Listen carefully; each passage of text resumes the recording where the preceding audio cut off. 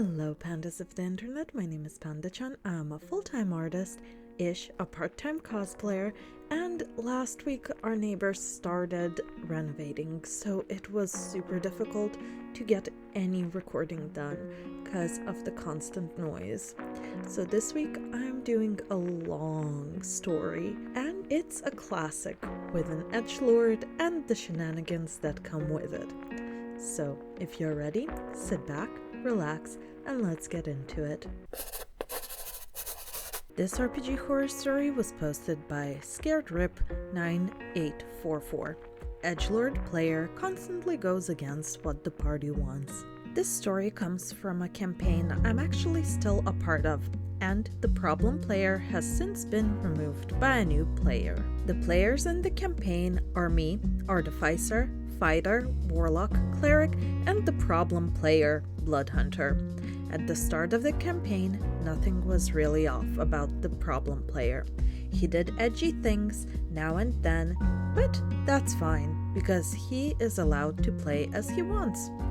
However, the problems truly started when his real personality started to show itself.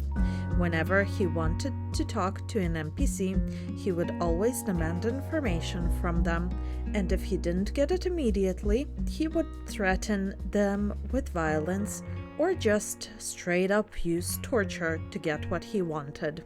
This also happened when we captured enemies that we wanted information from. Instead of asking questions and role-playing, he would say something like, "I take a knife and cut open my wrist and bleed my fire blood onto the person."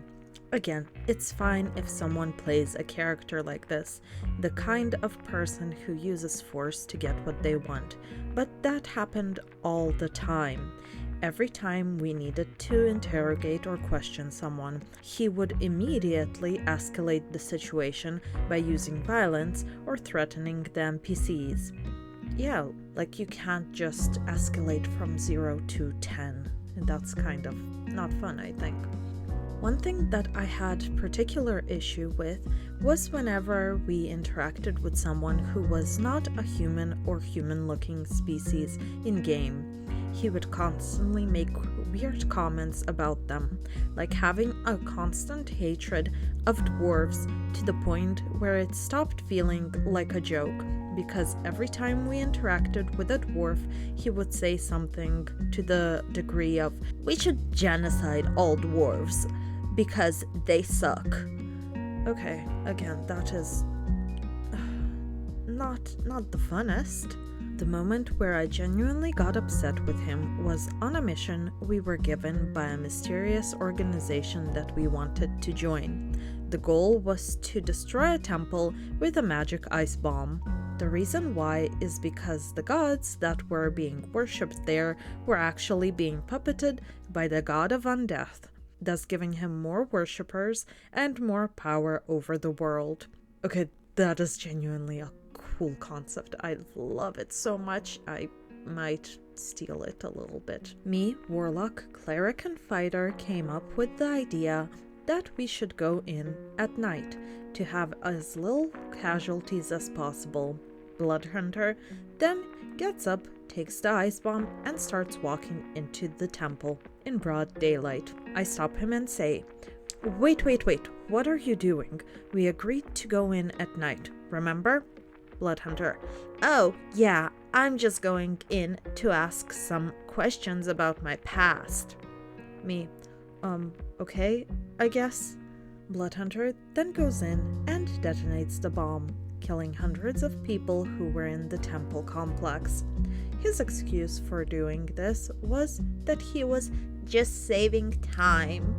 I was getting angry at this point, because every time we try and do something or get something planned out, he just goes fuck it and just does his own thing. He also did things out of game constantly that really made me mad. Every time I came up with a plan for us to follow in order to accomplish one of our goals, he would always say something like, "Nah, that won't work," or "I don't think that's a very good plan," or "What about X or Y?" and then never give any solutions to the problems that he points out. Yeah, D&D is collaborative. If you point out some flaw, it's expected for you to, help out and come up with solutions or help the other players. Jumping forward to about the midpoint of the game, we are in the middle of a fight with a wizard after we tried to steal 2 sentient magic rings from him. During the fight, me, cleric, and fighter all go down, with Warlock in the backline firing eldritch blasts, and Bloodhunter using wings from his homebrew ability that him and the DM discussed about beforehand. He then decides to fly away from the fight instead of helping us out. He is a melee-focused class, and me and Cleric were mostly squishy casters. He could have helped us, but he doesn't. I get frustrated and say, "Of course you would." And he responds with, "Well, I didn't want to get involved in a useless fight." After this, I started to have a genuine animosity towards both him and his character, and I didn't trust him or his judgment because of his selfish and self-motivated behavior. That's unfortunate. D&D is a collaborative game, so you should help each other out, especially in combat. I think if it was a RP moment, sure, walk away, but not in a fight.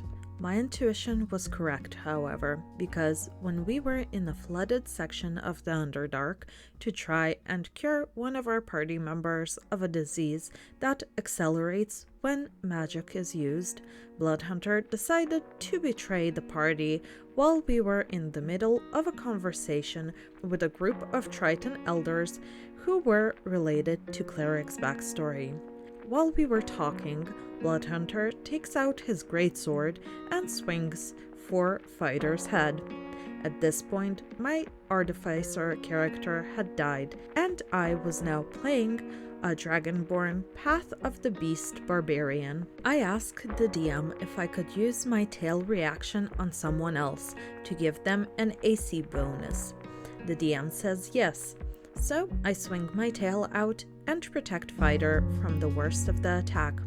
After this happens, it was revealed that the reason Bloodhunter was going against my plans was not because they were bad plans, but because they directly went against his secret motivation to betray the party and help the BBG, which was a goddess of ice and destruction. Why would he want to do this? Absolutely no clue.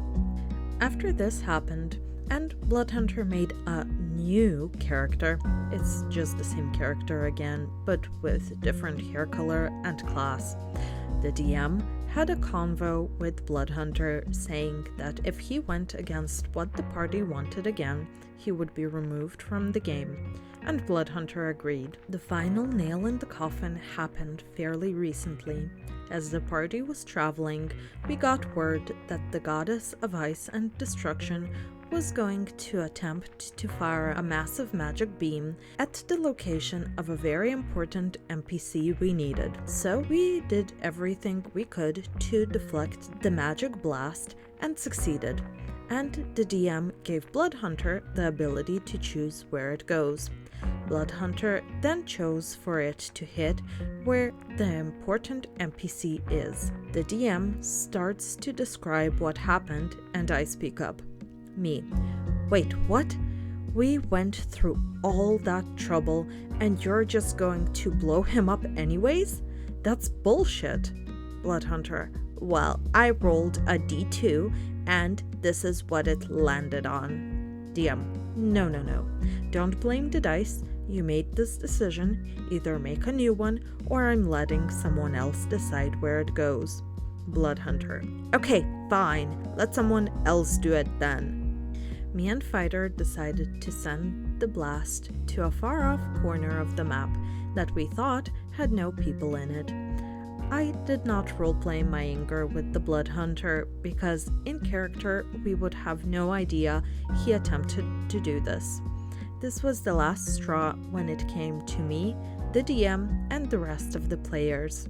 The DM removed him from the game and was replaced later by a new player. According to the other players who have played with him before, he acts like this in every single game. Same character, same selfish attitude, same issues in every campaign he plays in. This is my first time posting here. Sorry if it's a long one or if it's not a very good story. But thanks y'all anyways for letting me post this story. Okay, Opie, this was a very entertaining story to read and I enjoyed it very well. It's wonderful that it's a long one and I'm happy that it has a fun and good resolution with you getting rid of the problem player and having a new, hopefully better one at this point. I'm glad you're still playing the game and I'm sure it's going to go smoother from now on. But with that, we have come to the end of the horror story. Leave me a like, subscribe, and in the comments, let me know which class is the best to be edgy.